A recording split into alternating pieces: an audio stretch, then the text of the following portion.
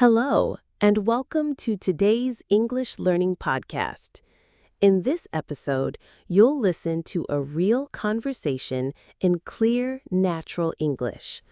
This is a great way to improve your listening skills, learn everyday expressions, and understand how English is used in real life. We'll speak slowly and clearly so you can follow along, but the conversation will still sound natural, just like you're listening to two friends talk.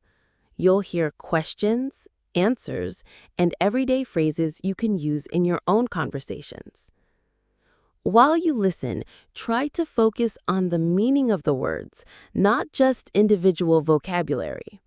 Pay attention to how sentences are connected, how the tone changes, and how we use pauses.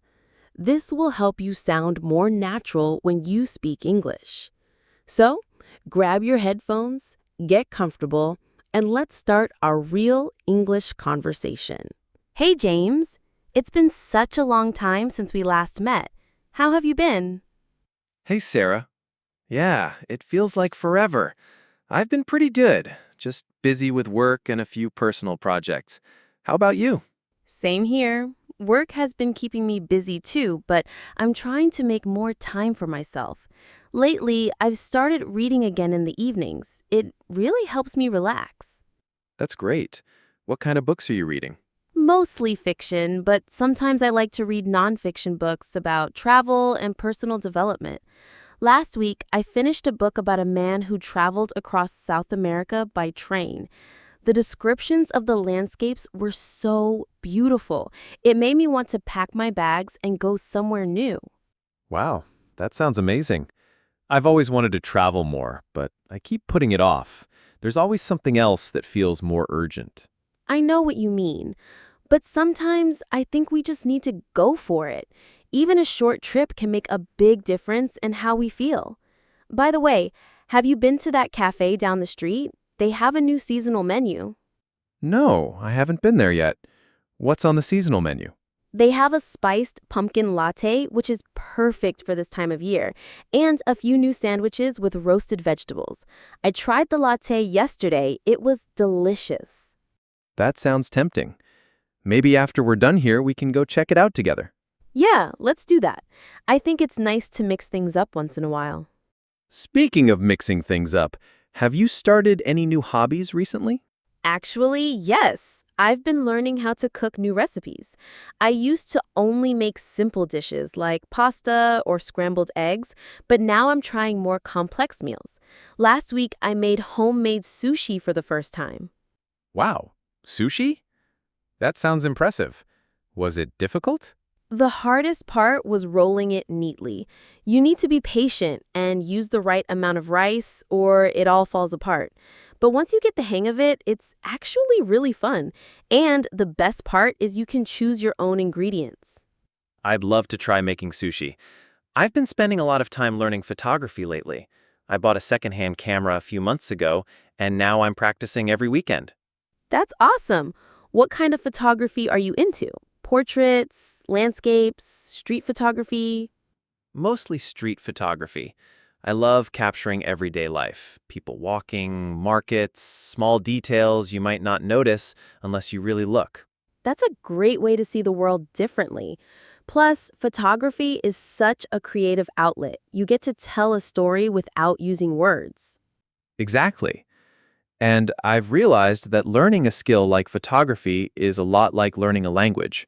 At first, you feel a bit lost, but with practice, you start to see patterns and improve naturally. That's so true. When I started learning French years ago, I struggled with pronunciation. But the more I listened and repeated phrases, the easier it became. It's the same with English. Listening to real conversations like this one can make a huge difference.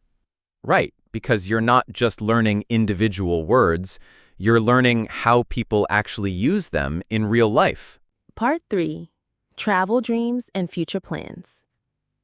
You know, talking about hobbies and learning new skills makes me think about all the places I want to visit. Traveling always gives me fresh ideas and new perspectives. Same here. If I could, I'd pack a bag right now and take a long trip somewhere far away. Where's the first place you'd go? Honestly, I've been dreaming of visiting Japan. I want to see the cherry blossoms in spring, explore the temples in Kyoto, and try real Japanese food, not just what we have here. That sounds incredible. I'd love to visit Japan too. I think my first stop would be Tokyo. The mix of modern skyscrapers and traditional shrines fascinates me. Yes, and there's so much to do. You can spend one day in the busy streets of Shibuya and the next day hiking in peaceful mountains. Plus, the train system there is so efficient. You can get almost anywhere in a few hours. I've heard that. I actually follow a travel blogger who posts videos about Japan. They show not only the famous places, but also small towns and local traditions. Watching their videos really makes me want to go. That's a great way to prepare for a trip. You can learn about the culture, the language, and even the etiquette before you arrive. When I went to France, I watched a lot of videos about polite phrases and table manners. It made my experience so much smoother. That's smart. I think knowing even a few local phrases can change the way people treat you. It shows that you respect their culture. Exactly. And I think that's why learning English is so important too. It opens doors, whether you're traveling, studying abroad, or even just making friends from other countries. True. English connects people. You might meet someone in another country who doesn't speak your language, but if you both know English, you can communicate and share experiences. Speaking of which, maybe one day we could plan a trip together. Pick a country we both want to visit and make it happen. That would be amazing. Let's keep it on our list of future goals. Well, James, it's been so nice catching up today. We've talked about hobbies, travel dreams, and even how learning new skills is similar to learning languages. Yeah, I really enjoyed it too. And I think conversations like this are helpful for English learners because they can hear how ideas flow naturally. Exactly. When you listen to real conversations, you pick up more than just vocabulary. You also hear intonation, pauses, and the way people connect ideas. And you don't have to understand every single word. The important thing is to follow the main idea and notice how words are used in context. Yes, if you hear a new phrase, write it down and try to use it in your own sentences. That's one of the fastest ways to make it part of your active vocabulary. Also, don't be afraid to make mistakes when you speak. Even native speakers make mistakes sometimes, but they keep going. That's how you improve. Very true. Learning English is a journey, not a race. Every time you listen to an episode like this, you're taking one more step forward. And the more you practice, the more confident you'll feel. So, to everyone listening today, keep practicing, keep listening, and keep speaking. You're doing great. Thanks for joining us, and we'll see you in the next episode. Bye.